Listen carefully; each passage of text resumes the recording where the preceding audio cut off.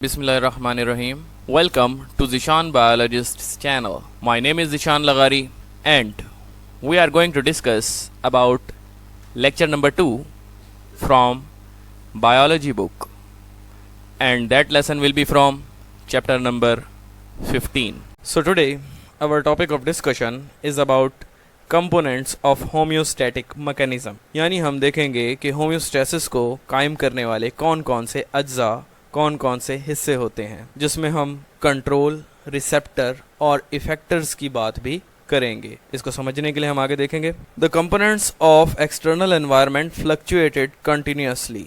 जो अज्जा होते हैं एक्सटर्नल, बाहर के माहौल में, वो मुसलसल कंटिन्यूसली तब्दील होते रहते हैं, फ्लक्चुएट होते रहते हैं। However the homeostasis keeps the internal fluctuation in a specific narrow range. तो होम्योस्टेसिस कैसे होगा? रखेगा अंदरूनी तब्दीलियों को एक खास हद तक, as compared to wider external fluctuations. किसके मुकाबले में? वो तब्दीलियां जो एक्सटर्नल एनवायरनमेंट में हो रही हैं। इसको आसान लफ्जों में समझ लेते हैं कि होम्योस्टेसिस की वजह से अगर हम ह्यूमन बॉडी की एग्जांपल लें तो उनमें तब्दीलियां एक खास रेंज के अंदर होती हैं। For example, human body temperature 37.2 to 37.6 degree Celsius तक होता है, और यह तब्दील कितना हो सकता है? बाय ओनली 1 डिग्री, सिर्फ 1 डिग्री का फर्क आ सकता है।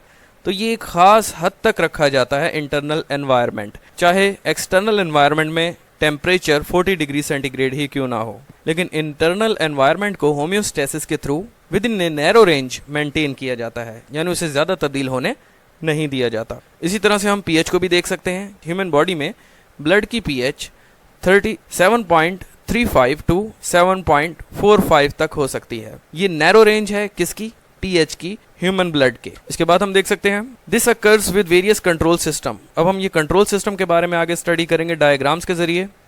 As a result the internal environment is protected from the harms of fluctuation in the external environment. फिर अगेन वही बात रिपीट हो रही है कि नतीजे के तौर पर अंदरूनी माहौल को, फॉर एग्जाम्पल ह्यूमन बॉडी के, इस प्रोटेक्टेड बचाया जाता है। किससे? नुकसानात से।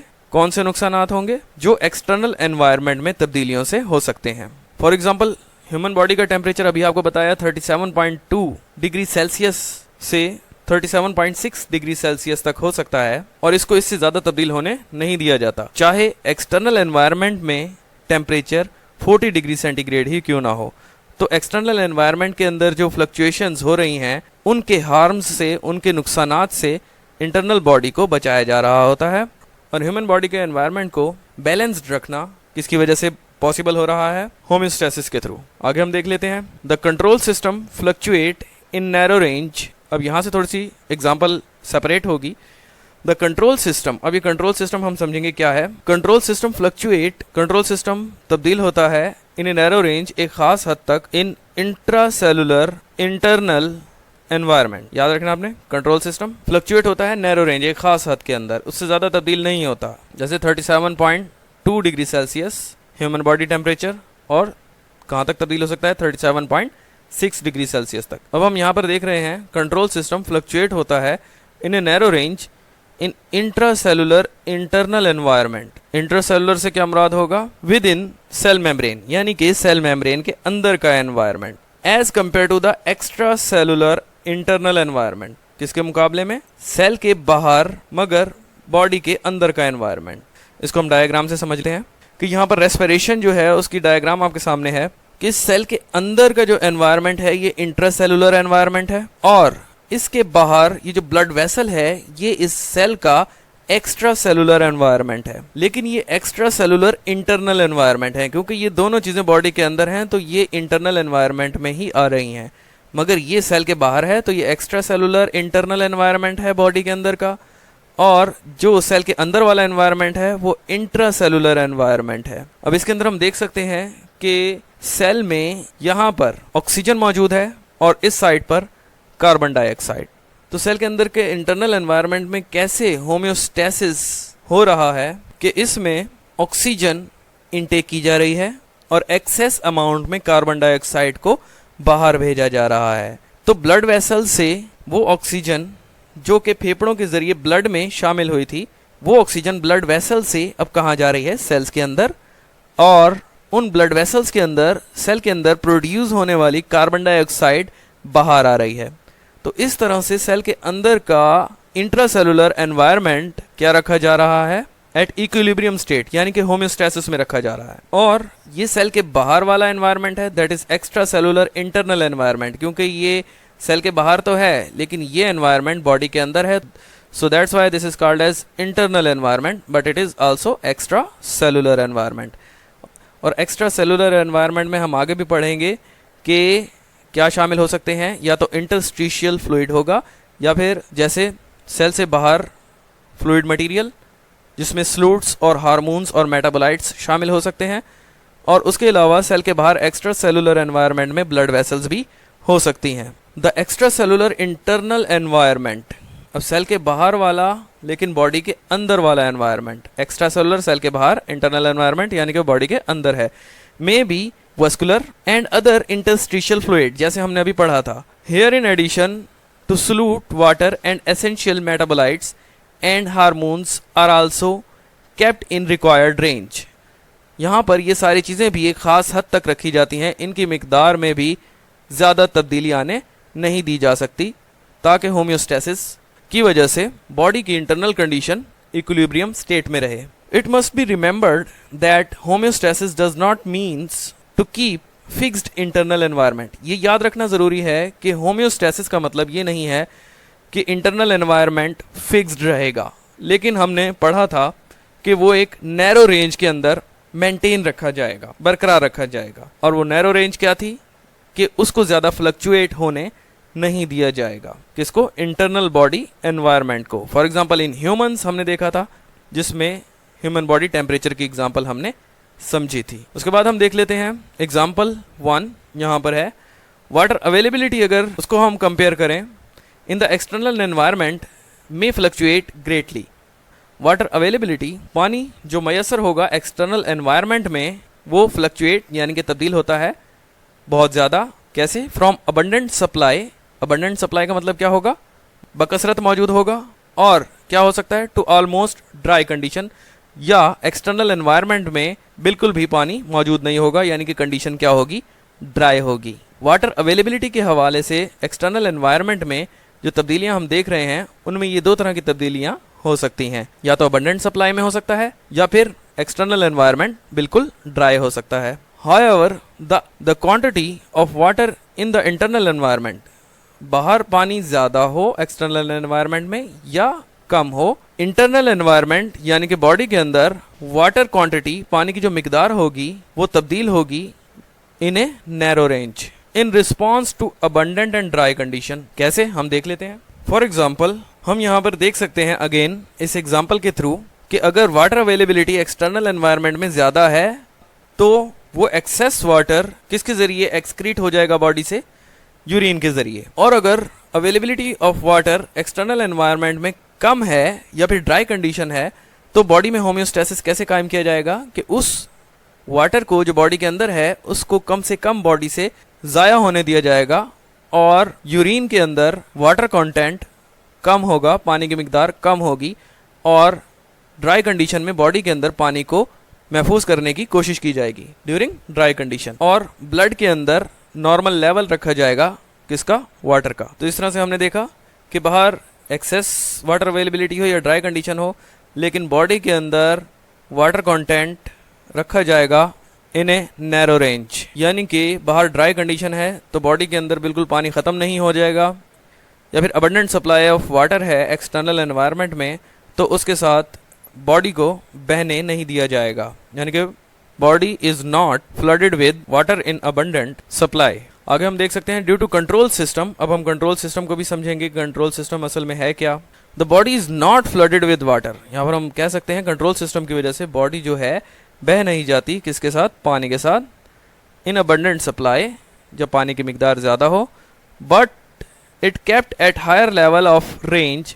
Similarly body is not dehydrated in dry condition, इसी तरह से बॉडी खुश्क नहीं हो जाती, डिहाइड्रेट नहीं हो जाती, पानी से बिल्कुल खाली नहीं हो जाती जब कंडीशन एक्सटर्नल एनवायरनमेंट में क्या हो, ड्राई हो। And it kept at lower level of range, और उसमें किसी हद तक पानी को महफूज रखने की कोशिश की जाती है with in a narrow range. Example 2 हम देख सकते हैं, in many homeostatic mechanisms the living control system work exactly like a physical control system. अब यहाँ पर हम कंट्रोल सिस्टम को समझेंगे। दो तरह के कंट्रोल सिस्टम हैं, एक फिजिकल कंट्रोल सिस्टम है और एक लिविंग कंट्रोल सिस्टम है। यहाँ पर हम ह्यूमन बॉडी से एग्जाम्पल को समझते हैं बेहतर तरीके से कि it has 3 components. Living control system में 3 कंपोनेंट्स होंगे, receptor, control centre and effector. Receptors क्या होंगे? डिटेक्ट करेंगे चेंज को एक्सटर्नल एनवायरनमेंट में, और ये रिसेप्टर्स कहाँ पाए जाएंगे? स्किन में। उसके बाद हम देख सकते हैं the control centre receive signals from the receptor. अब जो कंट्रोल सेंटर होगा वो रिसेप्टर से सिग्नल्स को रिसीव करेगा and send signals to the effectors, और इन सिग्नल्स को इफेक्टर्स तक भेज देगा। Our control centre is brain, और हमारा कंट्रोल सेंटर कौन है? ब्रेन है। तो यहाँ पर हमने देखा कि रिसेप्टर क्या था? स्किन। स्किन ने एक्सटर्नल एनवायरनमेंट में टेम्परेचर को फॉर एग्जांपल डिटेक्ट किया, ज़्यादा हो रहा है तो सिग्नल भेजे कंट्रोल सेंटर तक। यहाँ पर हम लिविंग कंट्रोल सिस्टम की बात कर रहे हैं, तो स्किन ने कंट्रोल सेंटर तक मैसेज भेजा, और हमारा कंट्रोल सेंटर कौन सा होगा? ब्रेन। और ब्रेन से फिर आगे मैसेज जाएगा इफेक्टर्स तक, जिनसे क्या शो होगा? रिस्पॉन्स, रद्द-ए-अमल। अगर एक्सटर्नल एनवायरनमेंट में टेम्परेचर ज़्यादा था तो ब्रेन तक सिग्नल गए, कंट्रोल सेंटर तक सिग्नल गए, स्किन क्या था? रिसेप्टर। अब इन कंट्रोल सेंटर से इफेक्टर्स तक जब मैसेज जाएगा तो क्या शो होगा? रिस्पॉन्स शो होगा, और उस रिस्पॉन्स के नतीजे में अगर एक्सटर्नल एनवायरनमेंट में टेम्परेचर ज़्यादा था तो होम्योस्टेसिस के थ्रू, यानी कि बॉडी को बैलेंस्ड स्टेट में रखने के लिए क्या होगी? परस्पिरेशन होगी, पसीना आएगा, जिससे कूलिंग इफेक्ट पैदा होगा और बॉडी का टेम्परेचर मेंटेन कर दिया जाएगा दोबारा 37 डिग्री सेल्सियस तक। और यहाँ पर आप देख सकते हैं इफेक्टर रद्द-ए-अमल शो करते हैं किस चीज़ का? Change in the external environment, कि एक्सटर्नल एनवायरनमेंट में जो तब्दीलियाँ आ रही होंगी उनके लिए रिस्पॉन्स शो करते हैं। और ये इफेक्टर्स क्या हो सकते हैं? मसल्स हो सकते हैं या फिर ग्लैंड्स हो सकते हैं, जैसे स्वेट ग्लैंड्स, वो भी क्या होंगे? इफेक्टर्स में आएंगे, जिनसे पसीना खारिज होगा और कूलिंग इफेक्ट प्रोड्यूस होगा। इसके बाद हम फिजिकल कंट्रोल सिस्टम देख सकते हैं। इसके भी इसी तरह से 3 कंपोनेंट्स होंगे। सेंसर होगा, जैसे यहाँ पर रिसेप्टर था। कंट्रोल सेंटर होगा, जैसे लिविंग ऑर्गेनिजम्स में ह्यूमन बॉडी के अंदर हम कह सकते हैं कि ब्रेन कंट्रोल सेंटर के तौर पे मौजूद था। और ऑन ऑफ सिस्टम होगा, यानी कि हीटर होगा या फिर कूलिंग यूनिट होगा, जैसे ह्यूमन बॉडी के अंदर इफेक्टर्स थे और जिनकी वजह से कूलिंग प्रोड्यूस हुई थी। In physical control system, temperature control system, there is a sensor. अब फिजिकल कंट्रोल सिस्टम में भी टेम्परेचर को डिटेक्ट करने के लिए सेंसर्स मौजूद होते हैं, जैसे ह्यूमन बॉडी के अंदर स्किन थी। इन सेंसर्स में हम कह सकते हैं थर्मोमीटर है, दैट मॉनिटर्स टेम्परेचर, जो कि टेम्परेचर को एक्सटर्नल एनवायरनमेंट में डिटेक्ट करता है कि वो राइज हो रहा है या फॉल। उसके बाद हम देख सकते हैं that monitors temperature changes from a set point and signals to control centre. और टेम्परेचर सेट पॉइंट से ज़्यादा हो रहा है या कम हो रहा है तो ये सेंसर सेंड करेगा सिग्नल किसको? कंट्रोल सेंटर को। और कंट्रोल सेंटर क्या करेगा? स्विच ऑन करेगा किसको? हीटर को या फिर कूलिंग यूनिट को। टेम्परेचर राइज हो रहा है एक्सटर्नल एनवायरनमेंट में तो कूलिंग यूनिट ऑन हो जाएगा।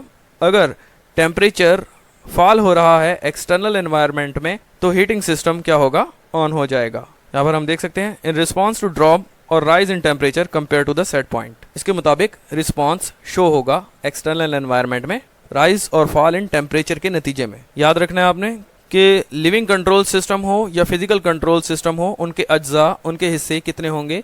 यहाँ पर 3 मौजूद हैं, रिसेप्टर, कंट्रोल सेंटर और इफेक्टर। इसी तरह से फिजिकल कंट्रोल सिस्टम में भी सेंसर, कंट्रोल सेंटर और फिर हीटिंग और कूलिंग यूनिट, यानी कि ऑन ऑफ स्विच। इसके बाद हम डिस्कस करेंगे feedback mechanism. The regulation of a process by the output of the same process is feedback mechanism. ये डेफिनेशन आप पहले पढ़ चुके हैं कि एक प्रोसेस को, एक अमल को कम या ज़्यादा किया जाता है उसी प्रोसेस के नतीजे से, आउटपुट से। इसको हम फीडबैक मैकेनिज्म कह रहे हैं। इसको हम डायग्राम से समझेंगे। और इसकी दूसरी डेफिनेशन भी हो सकती है, जैसे the detection of changes by receptors. अभी हमने देखा कि चेंजेस, जो तब्दीलियाँ थी एक्सटर्नल एनवायरनमेंट में, उनको कौन डिटेक्ट कर रहा था? रिसेप्टर्स, जैसे कि skin. And sending signals by control system, और इसके नतीजे में कंट्रोल सिस्टम क्या करता है? सिग्नल्स को सेंड करता है किसकी तरफ?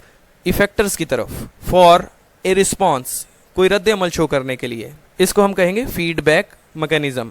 इसको मैं अगेन रिपीट कर देता हूँ। The detection of change by the receptors and sending signals by control system to the effectors for a response is a feedback mechanism. यहाँ पर हम फीडबैक मैकेनिज्म की ये भी डेफिनेशन लिख सकते हैं और यहाँ पर आपके सामने भी मौजूद है, इसको भी आप नोट कर सकते हैं। इसको हम एक एग्जांपल से समझेंगे। फीडबैक मैकेनिज्म दो तरह का होगा, पॉजिटिव फीडबैक और नेगेटिव फीडबैक। पॉजिटिव फीडबैक में हम कह सकते हैं the changes resulting from a process increases the process. जो तब्दीलियाँ वकू पजीर होती हैं किसी भी अमल के नतीजे में, उन तब्दीलियों से वो अमल मज़ीद तेज़ हो जाता है। कैसे? जैसे कि यहाँ पर एग्जांपल है पॉजिटिव फीडबैक मैकेनिज्म की। जैसे ब्लड वेसल ये यहाँ से ब्रेक हो चुकी है, इसमें से ब्लड सीप आउट हो रहा है, यानी कि रिस कर बाहर आ रहा है। यहाँ पर हम देख सकते हैं ब्रेक और tear in the blood vessel wall. जैसे ही ये ब्रेक होगी ब्लड वेसल की वॉल, इसको रिपेयर करने के लिए क्लॉटिंग का प्रोसीजर होगा। किन की मदद से? प्लेटलेट्स की मदद से। और प्लेटलेट्स क्या होंगे? एडहेयर टू द साइट, जिस जगह से ये ब्लड वेसल ब्रेक हुई है उस जगह पर प्लेटलेट्स जुड़ना, एडहेयर होना शुरू हो जाएंगे और प्लेटलेट्स केमिकल्स को भी रिलीज करेंगे। और अगर पॉजिटिव फीडबैक मैकेनिज्म है तो जितने प्लेटलेट्स हैं उतने ज़्यादा केमिकल्स रिलीज होंगे, और जितने केमिकल्स रिलीज होंगे वो अट्रैक्ट करेंगे किसको? मोर प्लेटलेट्स को। तो एक प्रोसेस जो स्टार्ट हुआ था उसके नतीजे में पॉजिटिव फीडबैक मैकेनिज्म के थ्रू ये प्रोसेस मज़ीद बढ़ता चला जाएगा। और ये क्लॉटिंग का प्रोसीजर जो है ये चलता रहेगा अनटिल ब्रेक इज सील्ड, जब तक जिस जगह से ब्लड वेसल ब्रेक हुई थी वो जगह सील ना हो जाए बाय न्यूली फॉर्म्ड क्लॉट। यहाँ पर आप देख सकते हैं ये क्या है? न्यूली फॉर्म्ड क्लॉट है। प्लेटलेट्स की मदद से इस ब्लड वेसल को रिपेयर कर दिया गया है। उसके बाद हम देखेंगे फीडबैक मैकेनिज्म को समझने के लिए कि कैसे रेगुलेशन हो रही है किसी प्रोसेस की, उसी प्रोसेस के आउटपुट के थ्रू उस प्रोसेस को कम या ज़्यादा किया जा रहा है उसी प्रोसेस के नतीजे के जरिए। Negative feedback mechanism, the output of a process decreases और इनहेबिट द प्रोसेस। जो नतीजा होगा, आउटपुट का मतलब क्या होगा? नतीजा होगा किसी भी प्रोसेस का, वो उस प्रोसेस को क्या कर देगा? या तो कम कर देगा या रोक देगा। अब हम देख लेते हैं इस प्रोसेस को समझने के लिए एक डायग्राम को। बिलफर्स ब्लड में शुगर लेवल हाई है, जिसकी वजह से पेंक्रियाज से इंसुलिन ज़्यादा से ज़्यादा सिक्रीट होगी। यहाँ से आप देख सकते हैं ये क्या है? पेंक्रियाज। ब्लड शुगर लेवल इस प्रोसेस का आउटपुट होगा। तो ये ब्लड शुगर लेवल अगर इंक्रीज हो रहा है, इसकी वजह से पेंक्रियाज से इंसुलिन सिक्रीट होगी, और इंसुलिन का काम क्या होगा कि वो टिश्यू सेल्स में ग्लूकोज की अपटेक को बढ़ा देगी। जो ब्लड में ग्लूकोज लेवल हाई हुआ था तो इंसुलिन की मदद से अब वो ग्लूकोज कहाँ एंटर हो रही है? टिश्यू सेल्स के अंदर। और दूसरा उसका फेथ ये भी हो सकता है कि वो जमा हो जाए लीवर के अंदर in the form of glycogen. तो इन दोनों सूरतों में क्या होगा कि ब्लड से ग्लूकोज लीवर सेल्स के अंदर या फिर बॉडी सेल्स के अंदर जा रही है और ब्लड में ग्लूकोज का लेवल कम हो रहा है और नॉर्मल सेट पॉइंट तक लाया जा रहा है। और अगर तो ये जो आउटपुट होगा ब्लड ग्लूकोज लेवल का, जिसमें ब्लड ग्लूकोज लेवल कम हो चुका है ब्लड में, तो इस आउटपुट के थ्रू जो प्रोसेस शुरू हुआ था इंसुलिन की सीक्रेशन का, वो प्रोसेस रोक दिया जाएगा। दोबारा से हम देखते हैं कि जो आउटपुट था, जो नतीजा आया इंसुलिन सीक्रेशन की वजह से, अब उस नतीजे ने इंसुलिन की सीक्रेशन को इनहिबिट कर दिया या फिर डिक्रीज कर दिया कि अब ब्लड में ग्लूकोज लेवल नॉर्मल हो चुका है, इसलिए अब इंसुलिन सीक्रेट होने की ज़रूरत नहीं है। यानी जो प्रोसेस स्टार्ट हुआ था अब वो प्रोसेस क्या हो जाएगा? अपने ही नतीजे से, यानी कि ब्लड ग्लूकोज लेवल के कम होने से वो प्रोसेस इनहिबिट या हम कह सकते हैं डिक्रीज हो जाएगा। यहाँ पर हम देख रहे हैं फीडबैक मैकेनिज्म का लूप है, जिसमें हम देख सकते हैं नेगेटिव फीडबैक मैकेनिज्म के अगर हम एग्जांपल को समझें, in these processes the effectors response is opposite to the change in external environment. This mechanism is called negative feedback mechanism. और इसकी एग्जांपल क्या है? Because of the external environment is warmer, अगर external environment warmer हो, the receptor send signals to the control center. receptors कौन से थे? Skin. वो control center तक signal भेजेंगे for action of cooling system, कि cooling system जो है वो start किया जाए. The control system sends messages to the effectors for cooling response. और कंट्रोल सिस्टम से इफेक्टर्स तक मैसेजेस जाएंगे ताकि कूलिंग सिस्टम ऑन हो जाए। जैसे यहाँ पर आप देख सकते हैं कि अगर बॉडी टेम्परेचर डिक्रीज हो रहा है तो हीटिंग मैकेनिज्म एक्टिवेटेड हो जाएगा और कपकपी तारी होगी, जिसकी वजह से वापस होम्योस्टेसिस के थ्रू बॉडी का टेम्परेचर नॉर्मल किया जाएगा। और अगर बॉडी टेम्परेचर इंक्रीज हो रहा है तो कूलिंग मैकेनिज्म एक्टिवेट होगा, स्वेटिंग होगी, पसीना आएगा और फिर से बॉडी का टेम्परेचर नॉर्मल रेंज तक पहुंचा दिया जाएगा। यहाँ पर हम डायग्राम से भी देख सकते हैं, अगर ज़्यादा फूड इनटेक किया है तो ग्लूकोज लेवल ब्लड में इंक्रीज होगा और पेंक्रियाज ज़्यादा से ज़्यादा इंसुलिन सिक्रीट करेगा और इंसुलिन की मदद से जो ब्लड ग्लूकोज लेवल था वो डिक्रीज़ होना शुरू होगा और ग्लूकोज कहाँ पर स्टोर होगी, लीवर में। और जैसे ही ब्लड ग्लूकोज लेवल डिक्रीज़ होगा वैसे ही जो प्रोसेस इंसुलिन सिक्रीट होने का स्टार्ट हुआ था वो प्रोसेस स्टॉप हो जाएगा। यानी कि आउटपुट जो था इंसुलिन खारिज होने की वजह से क्या था, ब्लड ग्लूकोज लेवल का कम हो जाना, और उस आउटपुट ने क्या कर दिया, डिक्रीज़ कर दिया इंसुलिन के खारिज होने को। वो प्रोसेस क्या था, इंसुलिन का खारिज होना। आई होप यहाँ पर आपको कुछ बातें समझ आई होंगी। तो इस टॉपिक के अंदर से आपने कुछ क्वेश्चंस के आंसर देने हैं, जिसमें पहला क्वेश्चन है आपने डिफाइन करना है फीडबैक मैकेनिज्म को, उसके बाद आपने बताना है what is negative feedback mechanism, और तीसरा क्वेश्चन है आपने एग्जांपल देनी है नेगेटिव फीडबैक मैकेनिज्म की। कोई भी एग्जांपल आप जो है इसमें ऐड कर सकते हैं, ब्लड ग्लूकोज लेवल की या फिर बॉडी टेम्परेचर की। उसके बाद है differentiate between physical and living control systems, और उसके बाद आपने जवाब देना है इस क्वेश्चन का जिसको हम कहेंगे what is positive feedback mechanism. Wish you best of luck. Thank you.